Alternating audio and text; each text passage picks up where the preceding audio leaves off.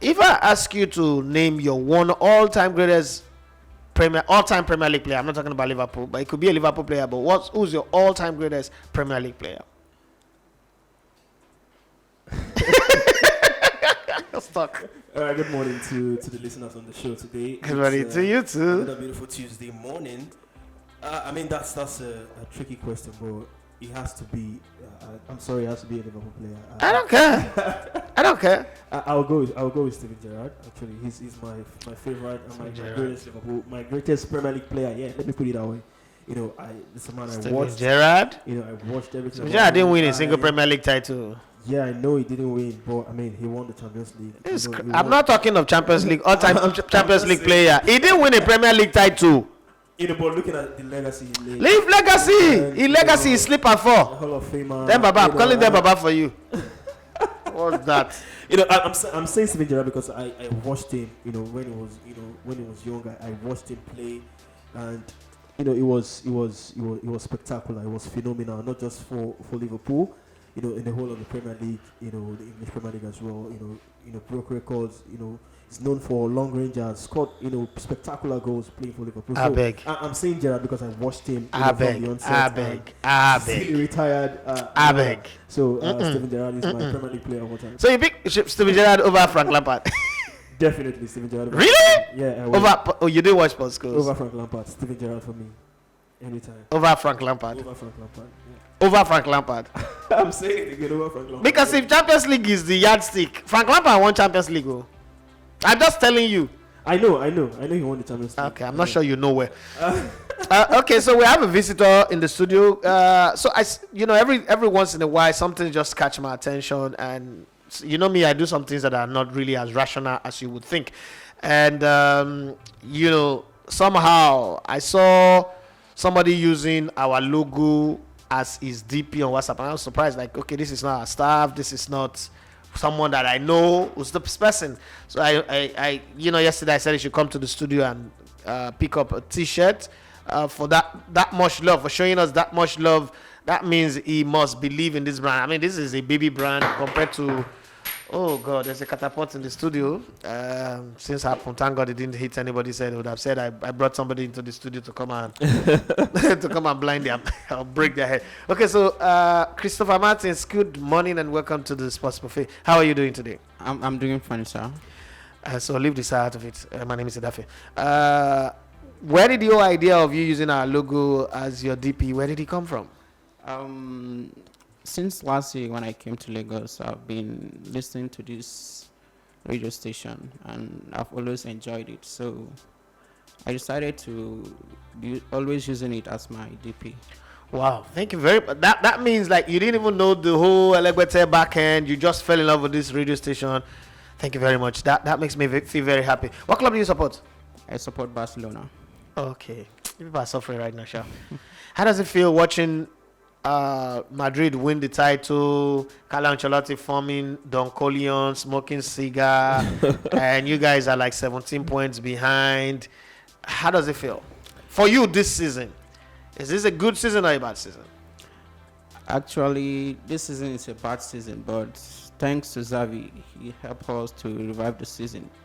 Because at first, the things were going bad under Koeman, but after the sack and Xavi took over, things become better. But the good thing with Xavi, when Xavi took over, they were 12 points behind Real Madrid. But the good thing with Xavi was when he took over, they were in 9th position.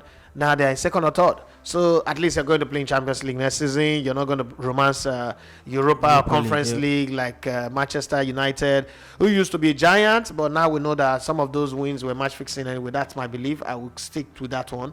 Nobody's going to convince me. Even Liverpool have done a few match fixing lately. But let's not disturb the table for Emmanuel Sabastine. And as I normally do on a Tuesday, I would like to hand over to Emmanuel. But before I do, a lot of people want to know what's going on in the transfer. Don't forget that on the course of the show, you can always chime in with your thoughts. If you want to call in, it's 07025000069. If you want to send in a message like Martin, okay, you can do it using 070 to 5000069. That's the number to use to send in your WhatsApp, the same number to call. But let me give you some transfer rumors, some gist as they are coming through.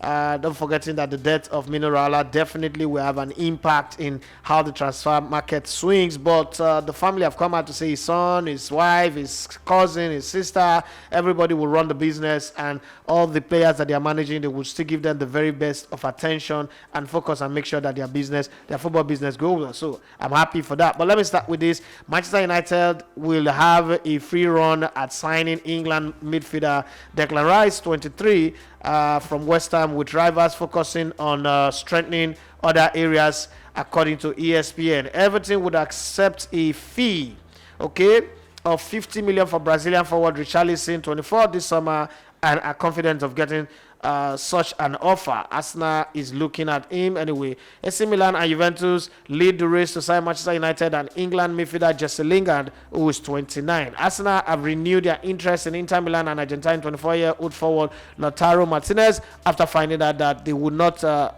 Napoli owner Aurelio De Laurentiis will not receive anything less than 84 million pounds, which is 100 million euros actually, for Victor Osimhen, who is signed for 80 million euro just 2 seasons ago. So I think it's good business as far as I'm concerned. Good business. Osimhen is in the market. If Arsenal wants to sign him, I wouldn't see that as a bad conversation. I'll talk to Emmanuel. We talked about it last Tuesday, but I'll ask Emmanuel again what his thought is on this matter. Last week it was me that was giving my thought. The Gunners will announce New England Revolution and United States goalkeeper Matona, 27, as a summer signing in June that will leave the door for Ben Leno to get out of the club. Chelsea and Spain defender Cesar Azpilicueta and Marcos Alonso, 32 and 31 respectively, want to join Barcelona in the summer. Everybody is heading out of Chelsea. Tottenham have targeted RB Leipzig and Croatia Josko Vardiol, 20, or Inter Milan's and Italy's Alessandro Bastoni, 23, as a summer addition at center back, according to the Athletic, which is a subscription-based website, in case you want to read that story. RB Leipzig and Austrian midfielder Konrad Laimer, 24, is a target for Tottenham Hotspur and Liverpool, as well as Bayern Munich, according to the Kicker, a German-based publication. Lazio and Serbia 27-year-old midfielder Sergej Savic is being discussed. Where do I stand now?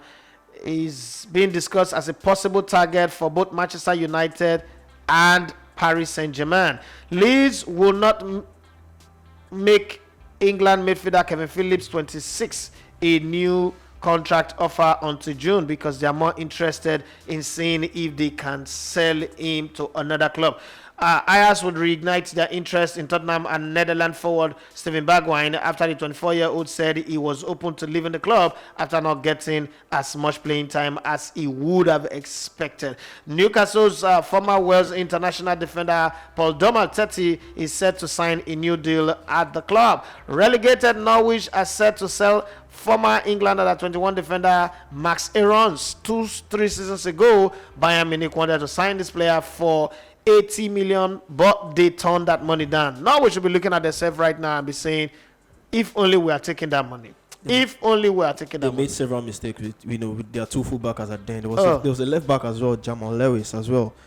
It was Liverpool brought some money for him, but they rejected the fee as at then, and he went to Newcastle, and he's not getting the playing time at Newcastle. I'm wondering what Norwich was thinking, not selling the player for 80 million. Like they had a squad that was going to win the league or qualify for Europe. Like some club decision is 80 million will buy you 4 defenders in that position by your status, and you will still play good football. You will still get relegated like this, or say survive relegation if you want to survive. But you didn't sell him. What's it with German clubs going for English players, young talent? Because it seems like lately English players are now working to prove themselves. If you notice, after the extremely dominance of the Spanish clubs in both UEFA competition, UEFA, and the Champions League, you notice that the English are now stepping up. 99 was what's that one? 2009, sorry, where it was Chelsea. 2008, what Chelsea and Man United seemed like a fluke, but thereafter they started dominating, and it was a off the cuff of their hard work. They run more. The English players run more. The English players put in a lot of work. So they decided, we need that because the game is getting a lot faster. Flat players are good, but if you look, people like Ozil are no longer as needed in football as you used to need them. People like Mario Götze are no longer as needed as before. In the La Liga, you still need flair players because they have the way of detecting the pace. But if you really want to dominate in Europe, you need those players who can run, put in the crosses, and then you bring in a big center forward, the way the German Bundesliga is run. You get it. So I think that's the reason why they are doing that. If you look, they always want players on the flank. They are not buying players from England that are in the middle because those players can't dictate the pace. But players from the flank, they need their speed and their ability to cross the ball in. Well, Barcelona will not sign Wolves winger. I said it here. People say I'm hating. Adama Traore, 26, permanently this summer. The Spain international is currently on loan at the La Liga side. Tottenham, Leeds, and Fulham are interested in Derby's former England under-16 winger Malcolm Ebowei. The job boy is now 18. Newly promoted Fulham have made an approach to sign Swedish striker Victor Gyökeres, 23, from Coventry City. That's the news on the transfer side of town. Let me go to Emmanuel Sabastine. Emmanuel, it's your show now. You have fun. But before I go to you, Christopher Martins, let's talk about Adama Traore a bit. When your club, FC Barcelona, signed Adama Traore, what was your first reaction before he played his first game, knowing how he plays from Wolves, or the anointing oil from Mountain of Fire that he pours on his body, the way he runs like a bodybuilder? What was your first reaction? At first, I never expected Barcelona would sign such a player because the way he plays, he doesn't play to the pattern of Barcelona. He's always running with the ball and doing not the Barcelona way, not the tiki-taka way. So I was not expecting he would succeed in Barcelona. I never even wanted him to be signed at Barcelona, but as he came at first, he put a good performance. Yeah, he started well. He started well, but as he continues, he's a little breaking, and the coach now decided to option to use Dembele instead. What's your hope for next season for Barcelona? If you have the power to pick the next 5 players that Barcelona will sign, who are they? With regards to the financial fair play and insufficient fund Barcelona is facing, and I would like Barcelona to sign an Anthony from Ajax, and also Frankie Kessie is already coming. Okay. So that's a good addition. I'm doubtful of Haaland because of his injury. No, you cannot get Haaland. There's not be by injury. You not get money. Stop. You have Keke Napep budget. Stop thinking of Ferrari. It's not injury. Don't use injury as excuse. You don't have the money. Okay. Let me ask you one question. What do you make of the Nou Camp expansion? I think Barcelona were playing away from the Nou Camp next season? That's Next in season? 2023. Yeah. What do you make of the expansion? I mean, it's already a big stadium, but why expand it? It's a big stadium. I don't know why they are trying to expand it. I know why. Money. I know why. You can't stand to see Real Madrid make so much progress. Okay. And just be the same. So if Real Madrid are innovating, it's not just the size. The expansion of the stadium is not just the size. So Real Madrid is now the club with the first virtual reality stadium in the world where you can sit anywhere now. You buy their pack and then you are with the fans. Yeah. So that's something. And you know the funny thing, to think that I talked about this thing some years ago when I've not even heard it anywhere. I talked about it that this is going to happen, and right now it's happening. Seems like I'm a demigod in certain way. But having said that, I think Barcelona also want to catch on that because they don't have the Super League to play anymore.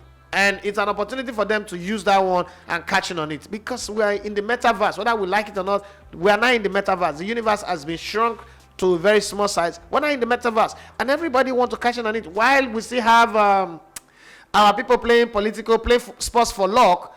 The real people who are stepping up to the next level are stepping up. Tomorrow again, we would have our governors welcome some people, give them jerseys. People are benefit. If we create a league that is thriving here, Robbie that came to visit Nigeria that everybody was jumping on is surviving on the back. His business is surviving on the back of one football club in England. Just think about it. One football club.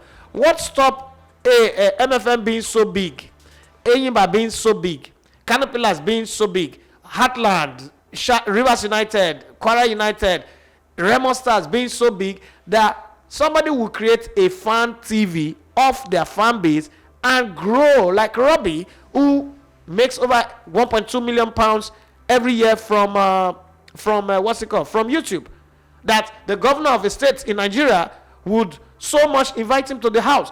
The people who are creating job in Lagos here, who are helping to produce taxes for Lagos State, how many of them has the governor invited to his house, to the government house, and giving them tax? Instead, he will not give us lights, he will not fix road, he will not do anything, and he's welcoming somebody from London, trying to be, you know how stupid that is. But hey, it is the life that we live in. I just hope that we see what the rest of the world is doing and we do the same over here. We have an unequal stadium that nobody is using for football. It's a town hall meeting stadium. Yeah. Let's move on, my brother. That's That's your jersey.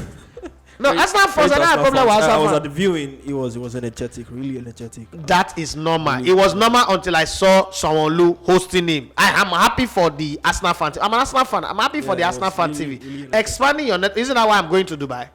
So it's normal. Isn't that why we're going to have a road trip to Ghana? It's normal to do that on the private front, but to see a governor get involved in it, try to play the political part. That's where it puts me off completely. It got me turned off completely. I don't know what anybody have to say, but Sanwo-Olu having that moment for me. Well, Sanwo-Olu is an expert at blowing PRO anyway, doing wrong PRO. So I'm not surprised. I saw him play chess with somebody the other day. He was making the wrong move. He So said he's an Arsenal fan too.